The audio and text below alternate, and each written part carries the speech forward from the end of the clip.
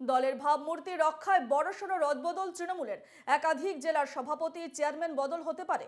বালুরঘাট, জলপাইগুড়ি, আলিপুরদুয়ার, মালদা সহ একাধিক জেলায় বেশ কিছু বদল আনতে চলেছে রাজ্য। আর্থিক দুর্নীতিতে জেরবার দল এবং প্রশাসন। অভিযোগ, কেন্দ্রীয় প্রকল্পের টাকা আটকে দেওয়ায় চরম আর্থিক সংকটে রাজ্য সরকার। রাস্তাঘাটের অবস্থা খারাপ, কাজ না পাওয়ায় গ্রামের মানুষের মধ্যে তৈরি হচ্ছে ক্ষোভ। আবাসের বাড়ি না মেলায় মানুষের মধ্যে রয়েছে ক্ষোভ। এই অবস্থায় প্রশাসনে করা হচ্ছেন মমতা বন্দ্যোপাধ্যায়। পাশাপাশি দলের ভাবমূর্তি রক্ষায় দলে পরিবর্তন এনে ড্যামেজ কন্ট্রোলে তৃণমূল। দলের ভাবমূর্তি রক্ষায় এবারে বড়সড় রদবদলের দিকে তৃণমূল। এ নিয়ে বিস্তারিত জানবো রণজয়ের কাছ থেকে। রণজয়,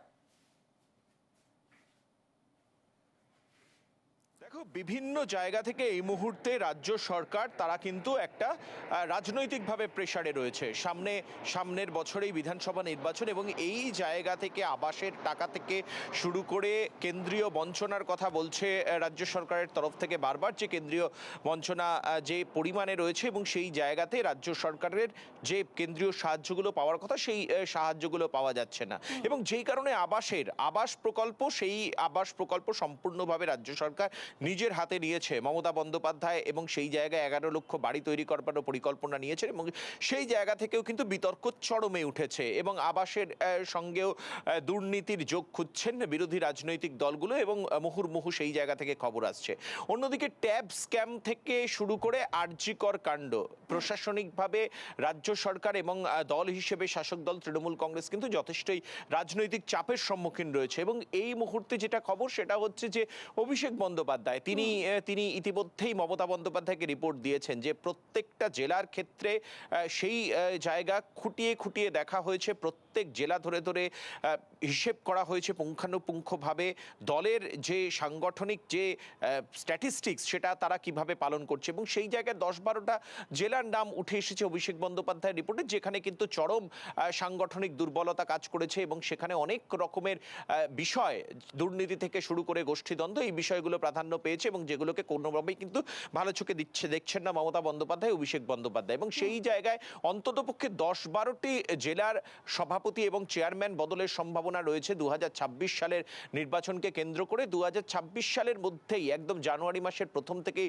সংগঠনকে ঢেলে সাজাতে চাইছেন অভিষেক বন্দ্যোপাধ্যায় এবং সেইভাবে মমতা বন্দ্যোপাধ্যায়ের সঙ্গে একাধিকবার বৈঠক হয়েছে অভিষেক বন্দ্যোপাধ্যায়, রিপোর্টও দিয়েছেন তৃণমূল সুপ্রিমো মমতা বন্দ্যোপাধ্যায়কে। যেই সমস্ত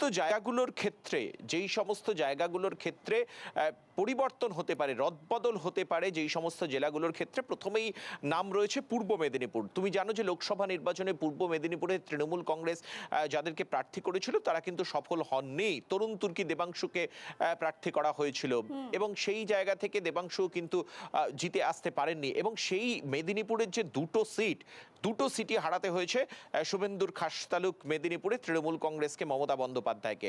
এবং সেই জায়গায় পূর্ব মেদিনীপুরে সভাপতি চেঞ্জ হতে পারে, চেয়ারম্যান পরিবর্তন হতে পারে, রদবদল হতে পারে, যেরকম সম্ভাবনা রয়েছে জঙ্গলমহলের ক্ষেত্রে, বাঁকুড়া পুরুলিয়ার ক্ষেত্রেও কিন্তু সম্ভাবনা রয়েছে, রদবদলের সম্ভাবনা রয়েছে।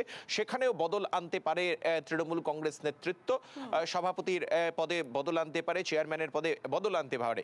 এবার উত্তরবঙ্গের জেলাগুলোর দিকে যদি তুমি তাকাও তাহলে আলিপুরদুয়ার, জলপাইগুড়ি, মালদা, এই সমস্ত জায়গায় উত্তরবঙ্গের জেলাগুলোতে সংগঠনকে আরো স্ট্রেংথেন করতে চাইছেন অভিষেক বন্দ্যোপাধ্যায়, মমতা বন্দ্যোপাধ্যায়। বিজেপির খাসতালুক ছিল এই উত্তরবঙ্গ, একদম দার্জিলিং থেকে শুরু করে মালদা পর্যন্ত যদি তুমি দেখো, দার্জিলিং, উত্তর দিনাজপুর, দক্ষিণ দিনাজপুর, আলিপুরদুয়ার, জলপাইগুড়ি, মালদা, মুর্শিদাবাদ, এই পর্যন্ত বিরোধী রাজনৈতিক দল বিজেপির খাসতালুক এবং বিজেপির সেখানে পদ্ম ফুটেছে, সেখানে কিন্তু ঘাসফুল সেভাবে রাজনৈতিক জমি দখল করতে পারেনি। সেই জায়গাগুলোই সূত্রের খবর অনুযায়ী বেশি করে গুরুত্ব দিতে চাইছেন তৃণমূল কংগ্রেসের সভাপতি, তৃণমূল কংগ্রেসের দলের ভাবমূর্তি এবং ড্যামেজ কন্ট্রোলের পথে তৃণমূল। আর এই রদবদলের সিদ্ধান্ত নিতে চলেছে, রদবদল হতে চলেছে যেমনটাই তুমি জানালে, এবং দলের ভাবমূর্তি রক্ষা এবং ড্যামেজ কন্ট্রোলের পথে তৃণমূল। এদিকে আমাদের নজর থাকবে। রণজয়, আপাতত ধন্যবাদ জানাচ্ছি।